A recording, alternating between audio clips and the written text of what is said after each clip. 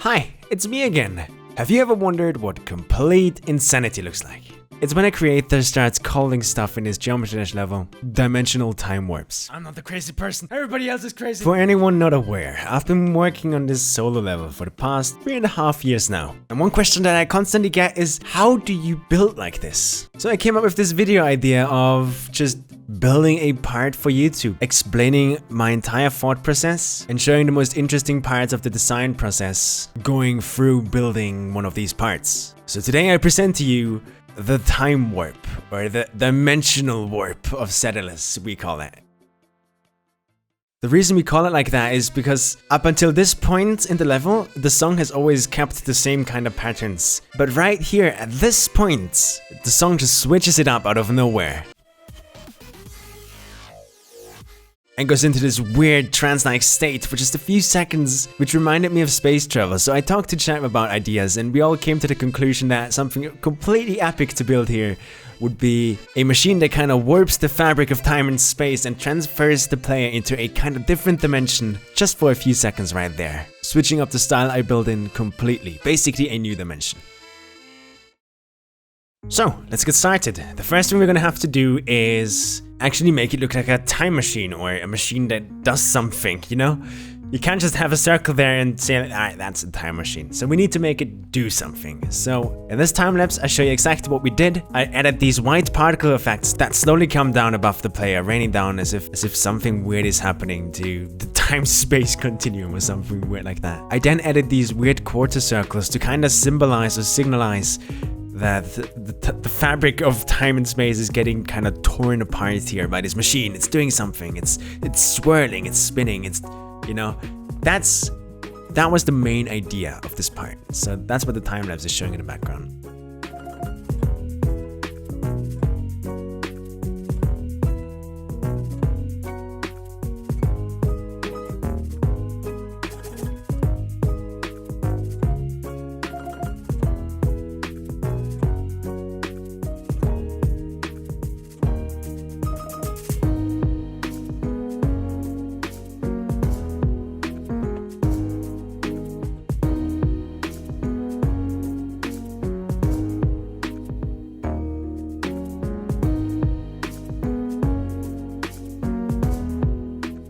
At this point I realized that having them be really long is just gonna make the entire transition be really hard to pull off seamlessly.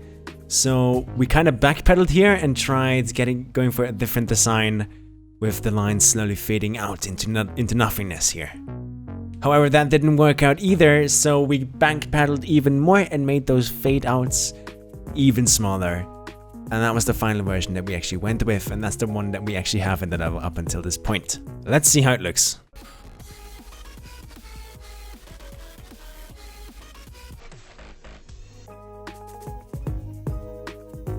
Now that was pretty spicy, but I'm not really happy with it yet, especially with its surroundings. Right now it just looks like a floating circle in midair, but by filling up a bit of the surroundings with structures and just connections to things, we can make it fit way better into this empty space that we have there.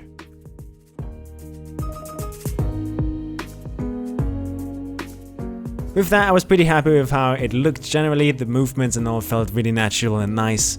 So I think it's time to move on to the part after it, which is where the style completely swaps, because we're now in a new dimension where we go full sunset mode. Now, this style is so much fun to create. You can just be so creative. You have only silhouettes to work with. Everything is either black or it's white. Or like I did it in that level, I put a filter on top of it to make the black also kinda fade into a color. But that's hard to explain. Basically, the main idea here is to just make as many silhouettes as possible, fill up the spaces that we need, and later on sing some big rotating things up to the music.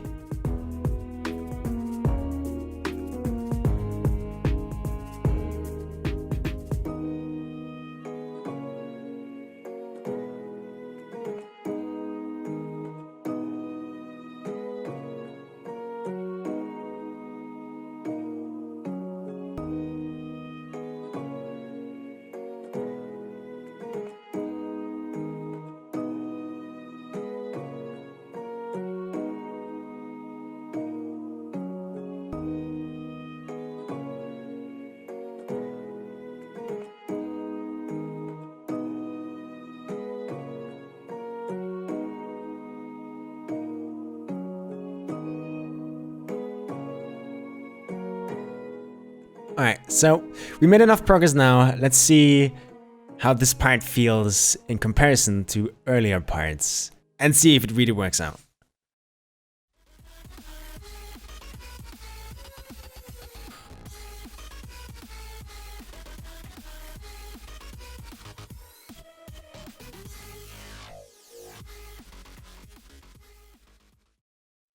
Remember what I said earlier about the big circle things we want to sync up with the music. In order to really put them down in the right place, we first have to find out where the player can go and where he can't go. We want those big spinny circle thingies to actually kill the player, right? So let's map out the path that the player can take with these black dots. After that, we know exactly how big the radius of the circle has to be and where exactly to place it in order to have it always be in the right position.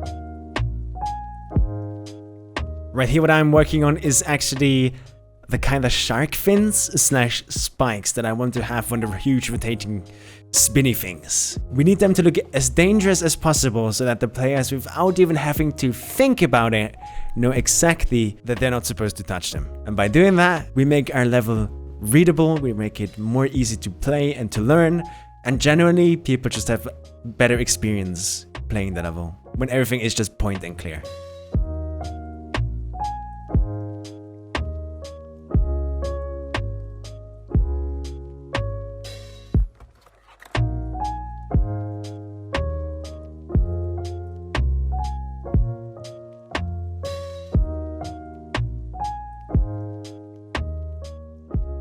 Having them all rode next to each other like that just makes it look so cool. It looks like it's a spine of some huge space snake that has been roaming time and space for eternity already.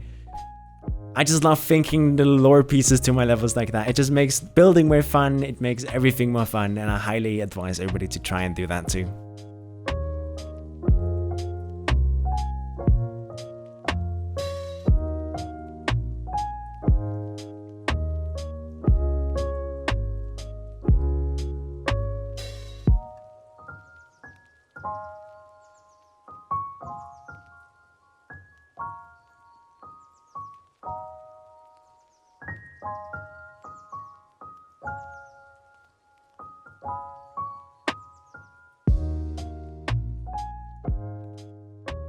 Right here, I'm trying to give the gear or the big circle thing a second layer. Basically, whenever I'm working with big rotating things, I absolutely adore when it has multiple stages of rotation, where one thing rotates to the right, the other thing rotates to the left, or both things rotate to the right, but one rotates slower than the other. You know, all of that kinds of stuff. You can be so creative with doing just whatever your brain comes up with. Everybody is just so free in the editor, and that's why I enjoy building so much. Time to check out the first few rotation tests and see if we can actually get the spin to feel exactly like we want it to feel.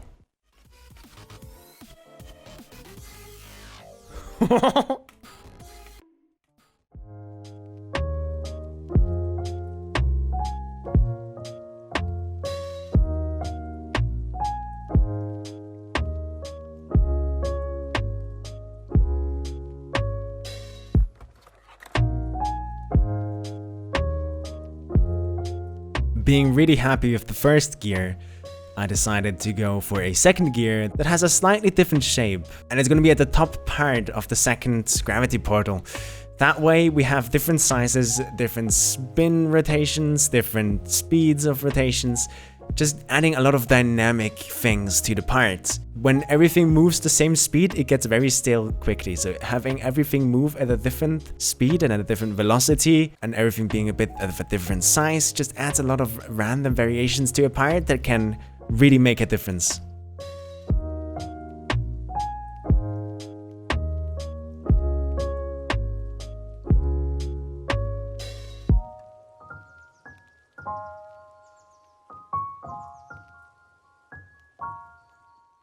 And that basically concludes around 5 hours to 6 hours of work in the editor. Yeah, it has been 2 streams with 2.5 hours. So that's at least 5 hours that you just watched there in time lapses. If that doesn't show how slow I am at building, then I don't know what does. Anyway, we gotta look at the end product and see exactly what we've made today so you guys can actually see how this part turned out. Thank you all so much for watching. Please let me know what you think of this building video. I've never done something like this. This is something completely new. If you want to see more of this, please let me know. I'm looking for more ways to make content from building, to have you guys learn more, to have you guys see more, to have you guys experience more of the creating world, especially the new ones, the new creators under you. So yeah, I hope all of you have an absolutely amazing day. Take care. Thank you all so much for watching, and I'll see you in some of my streams probably. Have fun, everybody. Take care.